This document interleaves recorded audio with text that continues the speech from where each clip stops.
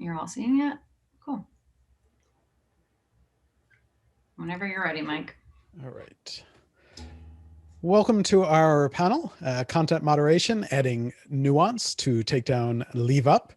This panel came out of general frustration that I think all of the panelists had on the state of today's discussion and debate about online content moderation, in which many people seem to think that the solution is both easy and obvious, and that means that that companies should take down the content that I dislike and make sure that companies absolutely leave up the content that I very much like. The reality is that this issue is a lot more nuanced than many people believe, and that the levers that companies and users can pull are often a lot more granular than merely taking down content or leaving up content. Indeed, if you just think of the different ways that the various platforms today already handle content moderation, you begin to realize that there's a wide variety of approaches, as well as recognition that different kinds of communities and different kinds of platforms may need very, very different kinds of solutions. So to discuss this today, we have three of my favorite experts on this particular subject. We have Rachel Wolbers, Public Policy Manager for the Oversight Board, Lauren Culbertson, the Head of US Policy for Twitter, and Laurent Crenshaw, the Global Head of Policy at Patreon.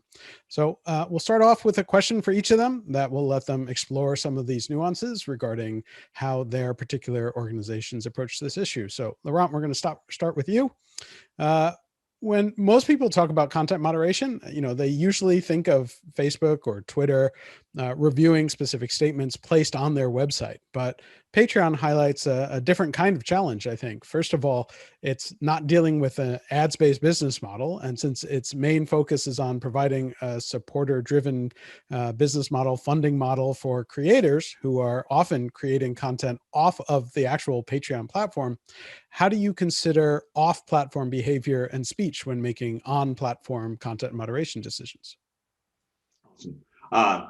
Thanks for the question, Mike. And it's great to, well, not see everyone, but to be joined here on this panel today with my colleagues, with yourself, and basically talking about these subjects around content moderation for our virtual South by audience. So just hello to everyone out there. In regards to your question, Patreon, we are a company that was started for the purposes of funding the creative class. We have hundreds of thousands of creators who utilize our platform every day to be connected to their patrons, basically their fans, who receive benefits from the creators in return to a subscription that they provide to the creator on a monthly or annual basis in different sorts of formats. But what that means, and going to the point that you mentioned specifically, Mike, is that because we are a creator-focused company, creator-first company, as we like to say, we are oftentimes, from a moderation standpoint, looking at the activities of the creators as a whole. You can think of creators on our platform as being, in essence, like a small business owner, or like someone who, they are their own industry. They are making content for their audience, and they are, just incentivized to produce in return for the revenue that they're receiving from them. But what that means is that as Patreon, from a policy and a content moderation standpoint, because we are a funding entity, because we are helping to fund these creators, we have to be concerned about the entirety of the nature of their campaign. And so what that means is that you might have started off on YouTube making videos talking about a variety of different issues, from cooking, or maybe you are teaching people how to play music, or a number of different types of activities like that. And you decide basically to take your fan base that you have on YouTube to the next level by bringing them on board to Patreon, and basically using that subscription model to monetize and basically to support yourself if you're a creator. However, from Patreon's perspective, we're going to care about the content that you're not just producing for your fans on Patreon directly, that they're receiving in return for that benefit, but also if their subscriptions, your patron subscriptions, are funding that activity that is also happening on YouTube and elsewhere on the internet. we as a company have to be able to moderate that activity and ensure that it's within our guidelines, because there is a degree of culpability that can be attached by being a funding entity, by providing or facilitating financial support to that creator. So we oftentimes, when we're looking at a creator and what they're engaged in, they may do something that violates our guidelines or that is a little bit outside of scope. Maybe it's in regards to content that they said is safe for all, but it's actually really 18 plus. Maybe it's something that was controversial speech that approaches an area that is not within our guidelines. So oftentimes what we do under that circumstance is our content moderation team will actively try to work with the creator to identify the content that was violative, whether it was on Patreon or elsewhere, whether it's Facebook, Twitter, YouTube, and whatnot, to see if we can get them to reform it, which basically means taking the appropriate steps necessary to bring it back into compliance with Patreon's guidelines. Most creators want to be reformed. Generally speaking, they didn't necessarily realize that they were trying to that they did something that went beyond the scope. And that's the first step that we often engage in, is how can we bring them back into alignment? Which is a little bit different, I think, from some of my counterparts in the ways that their companies might work or function, because again, those are companies that are purely social media based and that are more so focused on the content itself rather than the creator holistically, the person who is making it. Also, we're a little bit different because we're not an ad-driven platform. We as a platform are a subscription platform. That's what we facilitate for our creators and whatnot. And so that does give us a little bit more freedom from a content moderation standpoint to really, as we like to say, focus on the human element. Our moderators are human beings. We have the ability to be a little bit more deliberative in the processes that we make from a moderation standpoint, holistically looking at the works that the creators engaging in both on Patreon directly and elsewhere on the internet, so that we can ensure ultimately that creators, ideally, if we're a part of their campaign, if their campaign is being funded through Patreon, we can be confident that whether that activity is on Patreon directly or elsewhere on the internet, that it's within compliance of our guidelines. And again, if it's content that's outside of it, we'll work to reform it. Otherwise, in those unfortunate instances where either the content was too controversial or they are not willing to work with us to be reformed, we will take steps on occasion to remove a creator. But oftentimes, again, I want to bring it back. We just try to have like a direct line of communication with our creators and holistically try to work with them to ensure that they can, for the most part, have their the entirety of their creative works be made available or facilitated through Patreon. Cool. Yeah, there's a lot of stuff to dig in on that, but let's go to the others first, and we can come back around to some of the specifics with Patreon. So, Lauren, I'm going to switch to you next, and let's talk a little bit about Twitter, because Twitter is obviously one of the companies that I think people do think a lot about regarding content moderation and the questions that come up there. And actually, if you look at the history of Twitter, it's often been at the forefront of a lot of different experimenting with more nuanced approaches to content moderation, including being one of the first to come up with ideas around blocking and muting accounts to put more power into the hands of the users, rather than just assuming that the one central entity of Twitter has to be the decision-making authority. So how does Twitter think about the spectrum of different content moderation options? Yeah, thanks, Mike. I'm really looking forward to diving into these issues with you all, and good to be with you all virtually. I had to do a throwback background to the Twitter house the last time we were able to be together at South by Southwest. Hopefully we'll all be together at the next one, God willing. So that's a great question, Mike. And I want to just pull it back a little bit, because if we're talking about this issue, I think it's really helpful to go back and look at where we've been in terms of content moderation. I remember as an early Twitter user, I don't even know if there was a web form where you could report content, right? And now, even in just the past few years, you now have all of these options in app, but then it goes beyond that. You have You have proactive measures where it's not just you're getting a report from somebody and then you're having a human triage it and look at it against your rules. We're also we're using technology to proactively detect content that's potentially violative of our rules. And depending on the rule violation and the signals that we have, either technology will do the content moderating, or you'll have a hybrid where it's surfaced through technology, but then you have a human taking the action. And so as we continue to innovate in this area, I think on the flip side, the more we're using technology for content moderation, we also have to innovate on the back end for things like procedural fairness and due process. So that way, if our technology systems make a mistake or even human error, that we do have something on the back end to give the people who use our service a fair shot at having their case heard. And so, and as you mentioned, we're also diving into things like labels or using certain measures for de-amplification around labels for certain types of content. So really excited to dive into some of these issues. I think there's been a lot just in the past year, and you'll probably see a lot more in the coming year. So thanks. Great. And that actually tees up the next one very well. You talked about, allowing users to sort of, have a chance to sort of, appeal or push back on certain decisions and have some level of due process. And so that brings us around to Rachel, since you work for the Oversight Board, which is all about that, sort of adding in this extra layer of some level of due process. And so it to me at least represents kind of a very new and unique experiment in content moderation.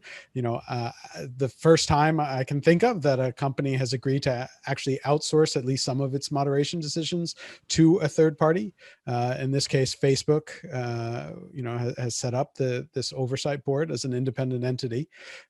So can you talk about how the Oversight Board sees its role in this wider ecosystem regarding content moderation? Yeah, absolutely. I'm very excited to be following all of you, but I could talk a little bit about the Oversight Board. I'm really glad that you emphasized our independence. And I know that you wanted to make a joke about how we don't go by the Facebook Oversight Board and that we're just the Oversight Board. And that really is because we hope that we're going to do such a great job that other companies might actually want our help.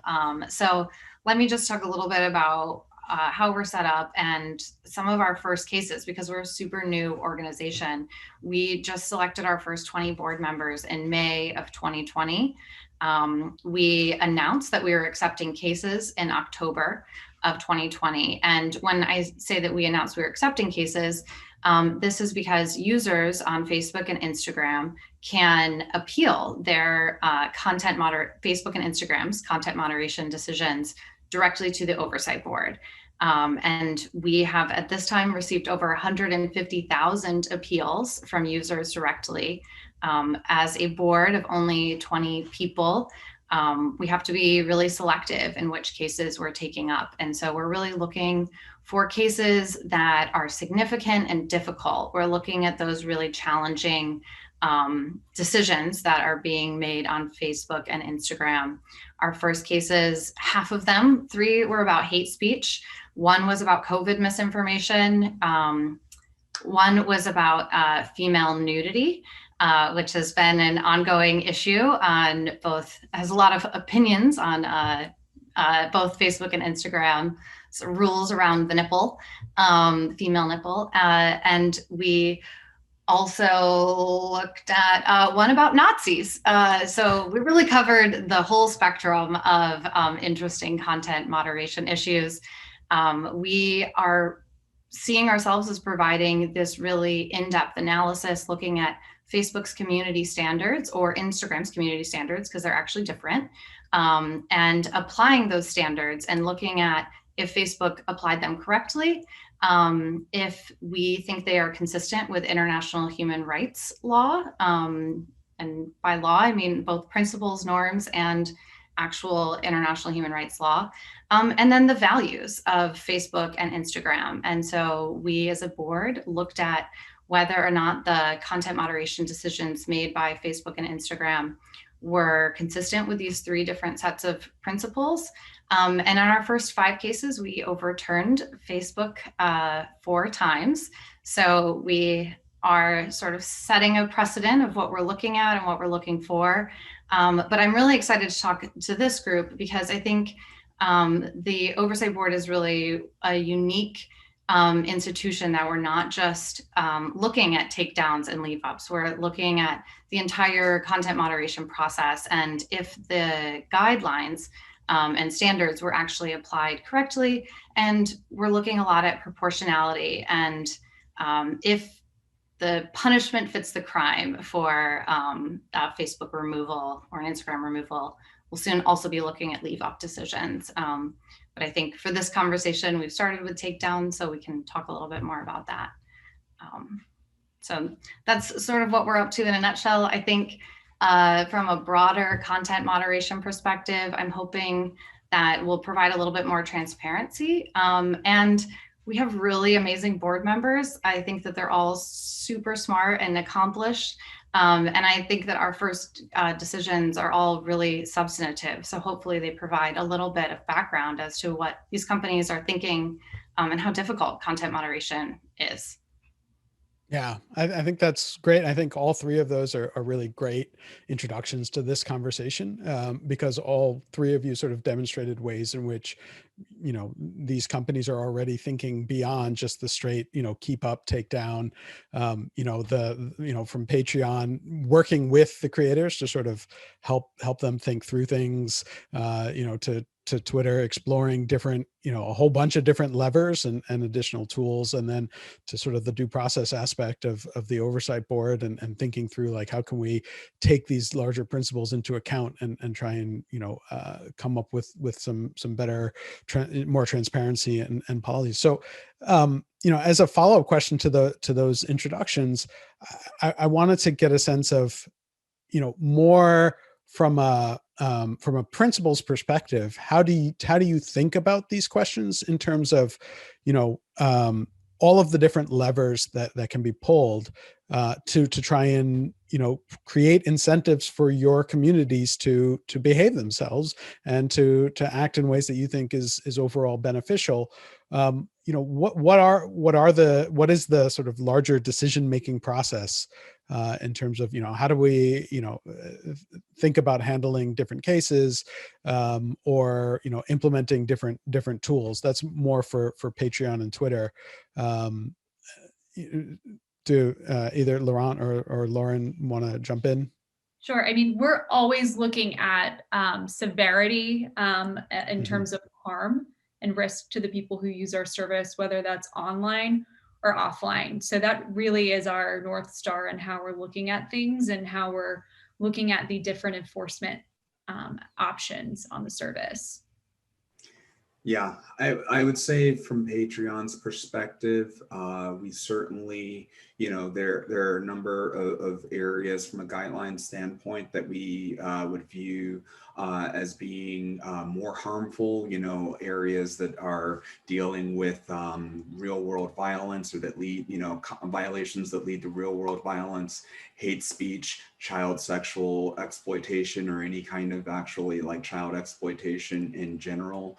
Those are all instances of where if we find a creator is engaged in that type of behavior, that's a very, very, that type of behavior from a moderation standpoint is very difficult for a creator to work back from in regards to being allowed to stay on the platform. If we find that they have engaged in that type of behavior, we would still go through our processes and procedures, and even under that circumstance, still give a creator the opportunity to appeal if that is what they chose to do in that instance. But that type of content itself is a very high bar to come back from if they have been, or if our moderation team has found them to be engaged in that type of content. But otherwise, we're looking as to whether or not the potential harm from the violation is one that might lead to a real world harm, especially if it's one that, whether it's physical, property based, or some other kind that will impact an individual or individuals.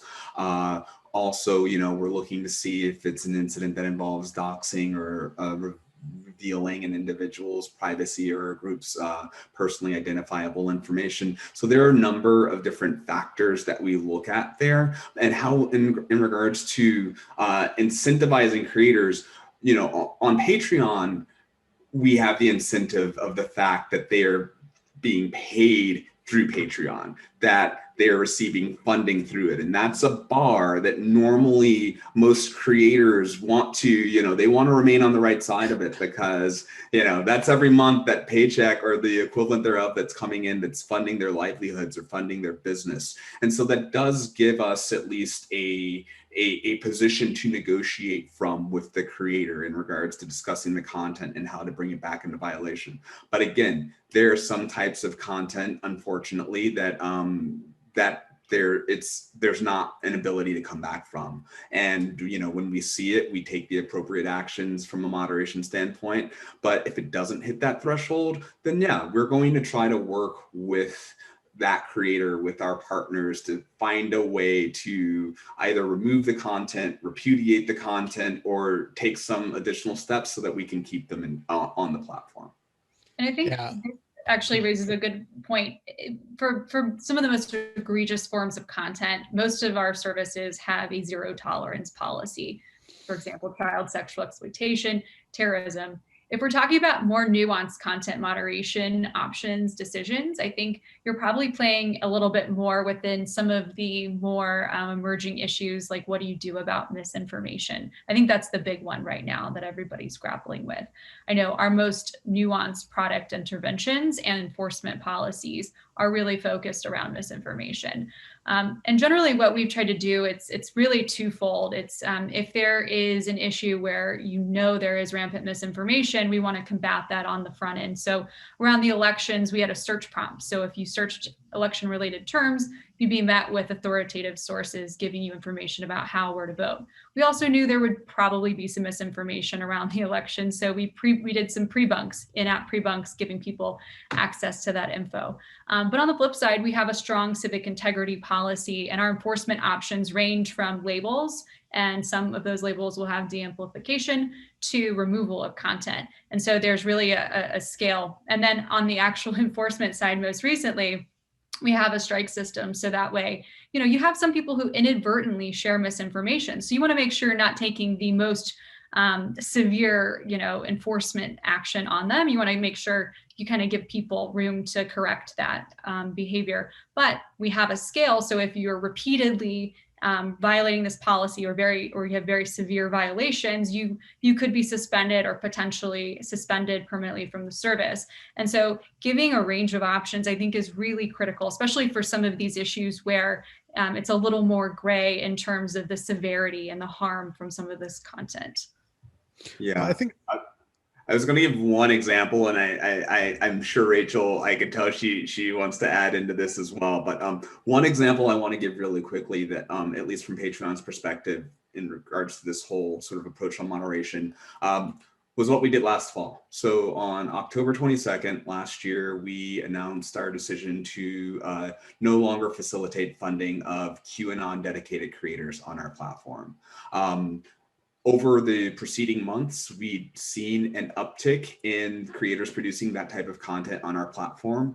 We also noted, based off of various FBI reports, other public security external data sources, that there were increasing concerns that these were groups that were, or that these believers were individuals who were going to engage in real world harms and take actions that could end up leading to death or property damage and otherwise. And so we made the decision to no longer fund that content. But even the way that we made that decision, we still bifurcated it in such a way that it was only those that were dedicated to making QAnon content. So, you know, that was their page, that was their campaign. You would go there and there would be no confusion based off of the words that they were using, the affiliations that they were making, in the visual images.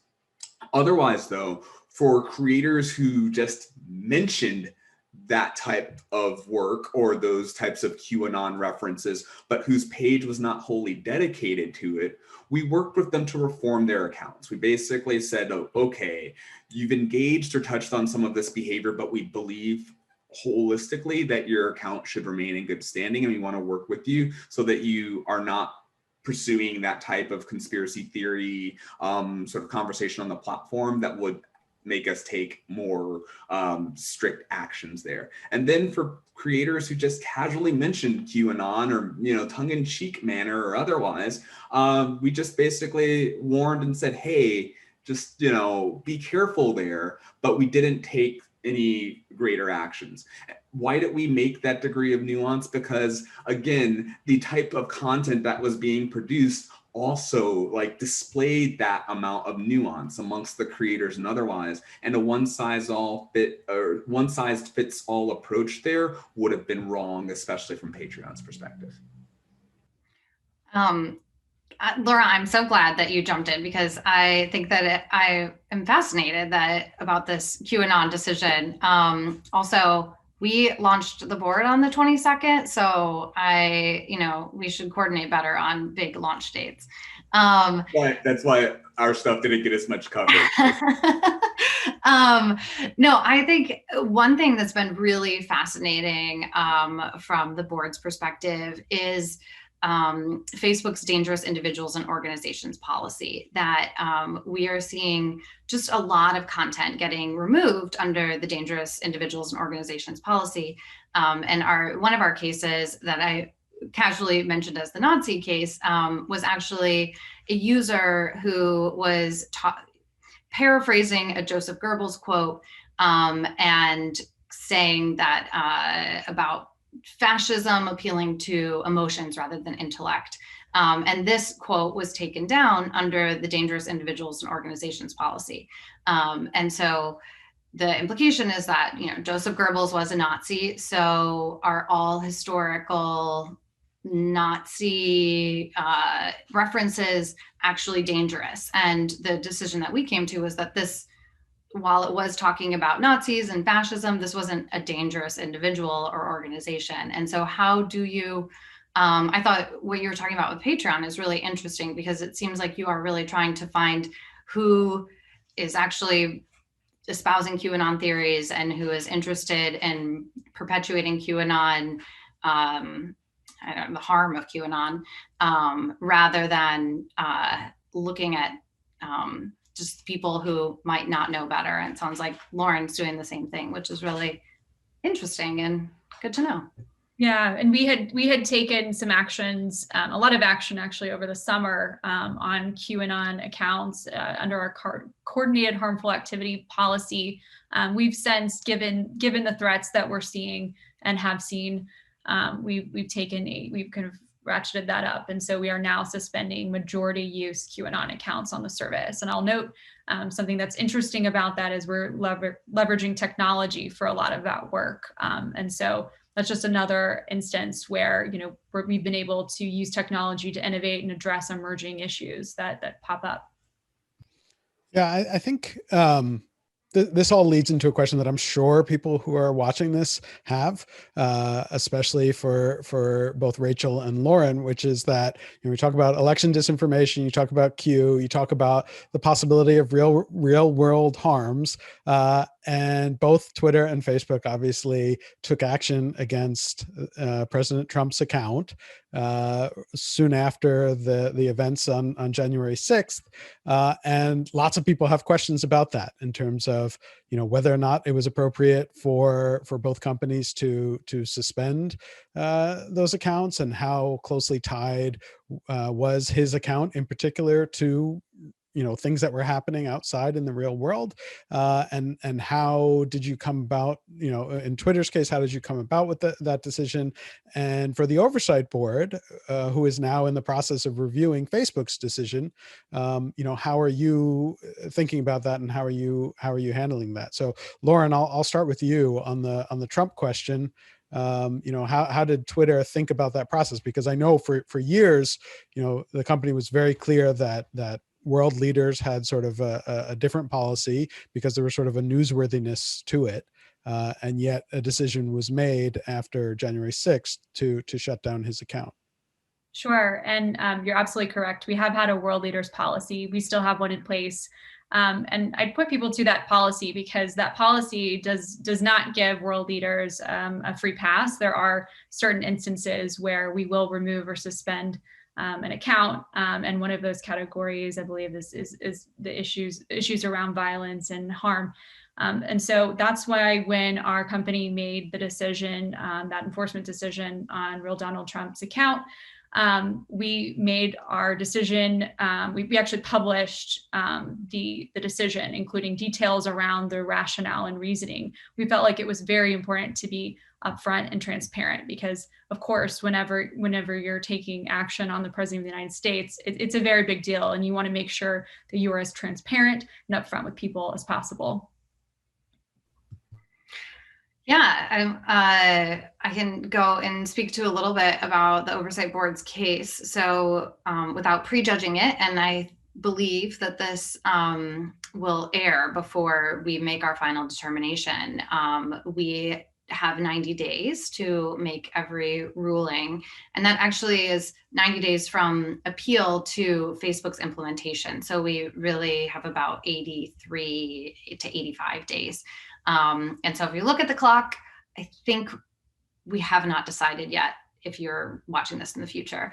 But when Facebook recommended or referred this case to us, there are really two issues. First, we're looking at that binary issue that we are kind of talking about here, whether the account should stay down or if we should reinstate former President Donald Trump's page, his public page. And then we will also be looking at the world leaders policy, which Lauren just mentioned. Facebook does have a world leaders policy. It's actually an elected officials policy, so it applies the same from the president of the United States to your local school board official. And what's really interesting, and I don't know if Twitter's policy is like this or not, but you start to become an elected official once you've filed paperwork to run for office. So there is an interesting thought right now with the Donald Trump account that no, he's no longer an elected official, but should he decide to run again for office, he would then be elevated into that elected official category. And so we will be looking at some of these nuanced policies. There's definitely this newsworthiness. There's also a strong value within Facebook. And I think many Americans probably agree with this, that we want to know what our elected officials are saying. There's also a very good argument to be made that an elected official has other ways to communicate without using social media. They have a blog, they have press statements, the press covers them. And so is there necessarily a need for them to be on social media? The actions taken by both Facebook and Twitter have obviously gotten a lot of attention from other world leaders as well. And so as our board being very international, we have board members from all over the world. I think it will be really interesting to see how some of our international board members think about this Donald Trump case and how they might think their own world leaders or their own leaders should live under which rules and how those rules should be applied. So we will be wading into these very complex issues, which is exciting because this is what we were set up to do, but we're also so young. And so I am also like, oh, wow, this is a really big decision for such a young organization. But I have faith in us as a startup of our own. Well, I'm sure it will generate plenty of conversation no matter what. Yes. So moving from elected officials as users of the various services to those who might be regulating those various services, let's talk a little bit about policymakers and how they should view this. We've joked, especially in a U.S. context, certainly that it feels like all politicians are mad about content moderation, though often in completely opposing ways. You have Democrats who are saying that companies should be removing more content, and you have Republicans who are saying that companies shouldn't remove any content. Again, most of that debate not recognizing that there are more options than just removals. And then, you have world leaders. A lot of world leaders came out in response to the Trump removals and complained about those. So, for all three of you, how do you think that policymakers should be thinking about these issues as it relates to the different platforms and how they handle the content moderation questions? I'll let any of you jump in and take that. Well, I think we all have a lot of thoughts on this. Go ahead, Lauren. all right. Yeah, I guess I'll stick my neck out here. Hopefully not enough to get my head chopped off. First of all, I just want to say that I don't envy to a certain my friends here, like the decisions and challenges that their teams at their various companies have to make, especially around sort of these broader issues of world leaders that float into the political space. They're tough, they're nuanced, and there aren't any easy answers there. At Patreon, it's a little bit different because we don't actually allow for candidates or elected officials to fund that type of activity through our platform. So even if there was a world in which former President Trump were trying to be on Patreon, unless he was figuring out some sort of a benefit, maybe funding a future talk show, I don't know, it wouldn't even be something that we from a moderation standpoint would consider. And there are also, some issues around some other policy potential violations, if nothing else, like COVID medical misinformation, that would probably factor in there. But moving to your question really, Mike, in regards to policymakers who are talking about potential regulations, future regulations of platforms like all of ours. There's been lots of talk about potential changes to Section 230 of the Communications Decency Act for the purpose of increasing moderation. My initial thought is that lawmakers have, on both sides of the aisle, as you noted, have expressed how upset that they are with platforms not taking enough initiative, either independently on their own or more collectively in order to address these issues of content moderation. You hit in on the key aspect, though. All of our platforms are different. Even lawmakers themselves have different approaches to how they want us to tackle the issues of content moderation. In the lead up to the 2020 elections, you had large portions of elected officials and whatnot on the right who were in essence saying less is more. Basically to, hands off, what more speech out there, that more speech is freer speech is better regardless of the nature of the content. That perspective seems to be pretty diametrically opposed by those on the left and those who are in leadership roles at this time. So what that kind of tells me is that while there's pressure on both sides for us to act, that there's probably still enough room and enough opportunity and time for industries to still move forward with industry-based solutions. Whether those are better standards around what good content moderation practices look like, whether that is basically industry-based agreements that are really honing in both on sort of transparency reports, what we should be disclosing, best practices in regards to how we treat user data, and how, in essence, we even interoperably allow for cookies to operate. And that's just in the cases of platforms that accept ads. Patreon, we don't do ads. We are very sensitive to the PII of our both creators and our patrons. And so there's a little bit less of that dynamic. But that being said, I do think also that lawmakers are not fully looking to use the tools that they already have at their disposal. I'll use the controversial A word that's a little bit scary sometimes, but antitrust has been one area that's been discussed in the past of where there's an opportunity to basically both from a consumer protection standpoint and just from a monopoly or market dominant standpoint, those are ways to basically still go after some of the platforms that are really more in the crosshairs of lawmakers, as we're talking about. Also, again, just really, lawmakers need to study the broader internet ecosystem, because a one-size-fits-all approach, just as we've talked about throughout this conversation, will not work at scale. We keep on coming back to these questions of how to do content moderation at scale. You know what I know doesn't work at scale? One approach, one solution that, you know, is put into a bill that Congress passes. Inevitably, what it would likely do is, yes, it's an approach that we might all have to adopt, but it would likely create a lock-in effect that would only allow for companies that already have the resources to combat the problem to quickly pivot and to lock in their market dominance, while not actually changing the broader ecosystem and really empowering new market entrants that would also have the effect of likely improving both, you know, speech, improving, and ideally companies that would be encouraged to also behave better. That's my thoughts, at least at this outset point, of what lawmakers should be looking at. But of course, there's still a lot left to be written here. Yeah, and you also raised the interesting point that we find ourselves in sometimes, that maybe Laurent has been spared from, is that the same people who will, you know, potentially regulate us are the ones using our service and have a very strong invested interest in what happens. And so that's certainly a really interesting dynamic in this whole debate.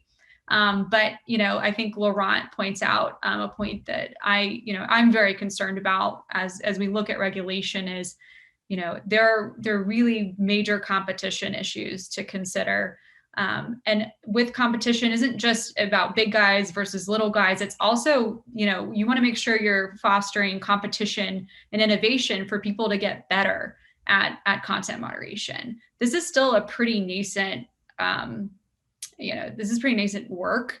It's still pretty new. People are still innovating, figuring out how to do this. And so I think whatever regulation we have needs to be very flexible. And so, you know, there's obviously a huge debate over 230. And, you know, we're of a mindset that 230 is the most important tool to allow us to maximize both free expression and safety. We view those two going hand in hand. A lot of people think sometimes it's a binary choice. We actually think that the safer our platform is, the more likely people are to speak, because if you don't feel safe, you might not use your voice. So that's really where we fall. But some of the issues around liability, around who's speaking, and some of those basic speech issues that were litigated and when Congress was passing Section 230, I think a lot of those fundamentals around speech remain. Who should be responsible when somebody speaks? I think what we really need to look at is the emerging issues that we've seen over the last decade, and solve for some of those issues. So not necessarily chipping away at the fundamentals, but building on what 230 started. So our CEO, Jack Dorsey, testified before Congress a few months ago and laid out his vision for different principles that we could look to he's very solutions focused. We're very solutions focused. So he put forth 3 key principles. One is increased transparency. I think we can all agree that it seems like a lot of content moderation decisions, they're either confusing, they exist in a black box, no one knows what's going on. And that's something that industry is getting better at, but we still have a long way to go. The second is algorithmic choice. There are a lot of concerns about algorithms. We really think that there is great value in giving the people who use our services more choice over the way their content is presented to them. That's why at Twitter, if you want, you can toggle off and on your timeline. So it can go back to reverse chronological order, or you can have the algorithm surfacing things that you might be interested in.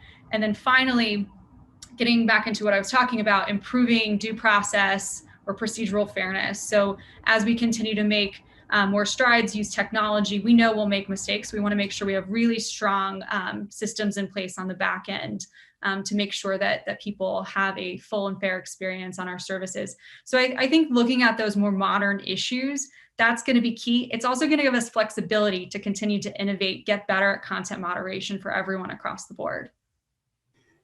Yeah, one other thing. I'm sorry, Rachel. Forgive me. It just Yeah. like one final point or one point to make here. My cat might photobomb you again, but continue. That's fine. It's just that we need to get lawmakers back into the world of realistic solutions and realistic approaches here. Because, you know, a lot of what we've heard being discussed are ideas that have conceptually been thrown out in the past would only work in like Minority Report or in a movie of where every single message of note that anyone is thinking of and about to type online is immediately and with 100% accuracy scanned, you know, at the onset between the time it's typed and before it actually hits the web. That's not a world that any of us are living in from a content moderation standpoint. And we need lawmakers to understand that that's not reasonable and those types of approaches aren't feasible for at least for the vast majority of companies. Yeah, I mean, I agree with both of you. A lot of like, we need, I worry that lawmakers think that we're all just like frozen in time and that this solution or whatever solution they're trying to come up with will be how it's always going to be. I think we see this more in Europe than we do maybe in the United States from some of the proposals coming out of with regards to the Digital Services Act.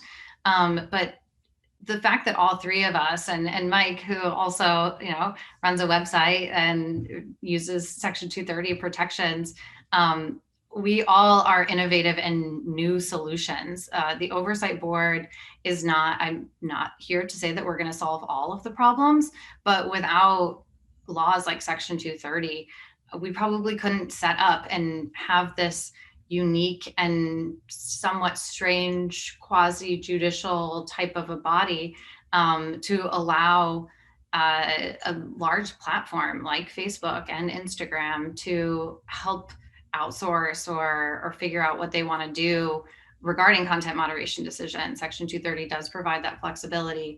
And so I think all of us have lived through a lot of Section 230 discussion and debate. And what I just would really hope is that lawmakers are still going to let companies figure out what works best for them, because every platform is different. Every platform moderates content differently.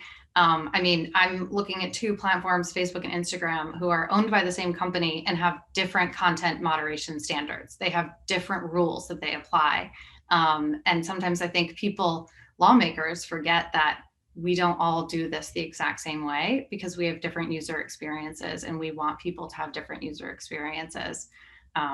So I know that there's a lot of pressure on coming from both the right and the left on tech companies and lawmakers to do something. I am not sure we have any great solutions out there quite yet. And if I could just add one thing, because Rachel reminds me, I think something that's very much lost in the US, especially around the Section 230 debate, is the global nature of the internet and most of our services. And the reason why most of our companies exist or were started in the United States is because of Section 230. So I think we have to be really careful that whatever we do doesn't hinder US competition in the tech sector, but B, doesn't hamper competition just among companies in general, because I think we're going to have a better internet ecosystem for it. But also, whatever we end up doing in the United States, that is probably going to be that's going to unleash all kinds of speech regulations that probably aren't necessarily within some of the values that we have in the United States, particularly around the First Amendment. And so I think we also have to realize that whether we like it or not, we are the leaders here. So I hope lawmakers take that to heart when they're thinking through solutions. Yeah, I think it's really important. And actually, Rachel made me realize that I never actually introduced myself in this conversation. As we're getting to the end. But just to round it out, right? Because I do have a platform that does rely on 230 and has used 230 in court.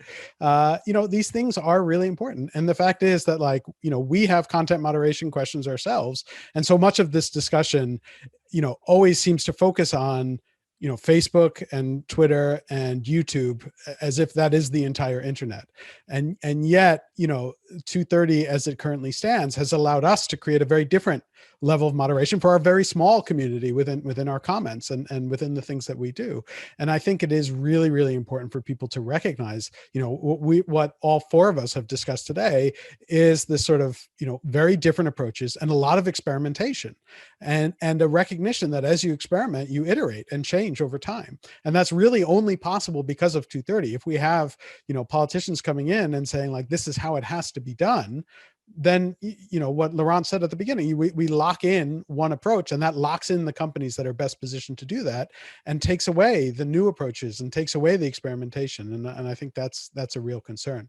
I do want to note that we are running low on time, so we're going to start to wrap it up. So if people want to start to bring out final thoughts here, we can wrap up this wonderful conversation. We can go on. South by Southwest does not allow us to. Awesome. I'll give a few final thoughts. Really appreciate absolutely like the comments from my colleagues on this panel. Thank you all. Like, it's actually like making me think even more about these things. And, one thing I thought about based off of the responses to the last question is, in Patreon's case, if 230 were repealed, what would happen to us is, in essence, the government would be forcing us to a certain extent to become a publishing company.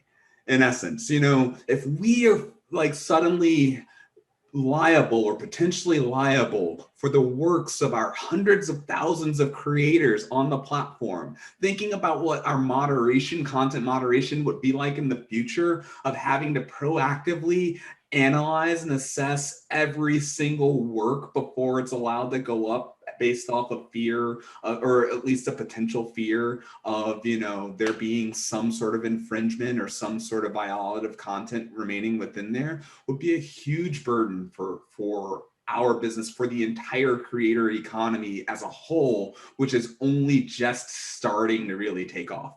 All of the companies that that we either represent directly or indirectly represent right now are very much starting to look at and focus on the creator economy, which ultimately still involves Section 230 and basically, relying on the works of a third party or other individual that we're facilitating through our various platforms. And so at the end of the day, obviously that aspect is important.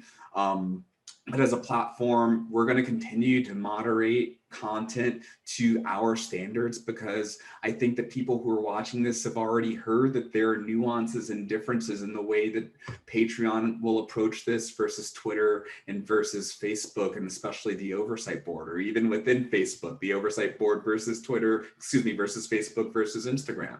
And so just with all of that in mind, I really hope that people who are listening to this, take that nuance back, understand with a little bit more detail and sincerity, just that content moderation, while extremely important, does not deserve or does not need a one-size-fits-all approach, and that we start thinking more holistically in regards to looking at other elements of law, whether it's competition law or in other sectors, privacy law and otherwise, for where we can potentially achieve a lot of the same goals that we're talking about here, but without fundamentally destroying the internet ecosystem by making changes to 230.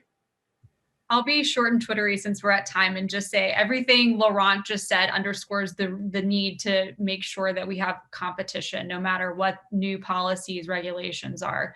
I think that I couldn't emphasize that enough. Thanks for having me here. I guess I'll end just with a thank you. This has been a really exciting conversation. And the one thing that Laurent said that has really stuck out with me is sort of how you reform and see if creators or users can sort of reform their behavior. And that would not be possible if 230 didn't exist. And I didn't want to make this panel all about Section 230, because I think we've all heard a lot about Section 230 in the past year or so.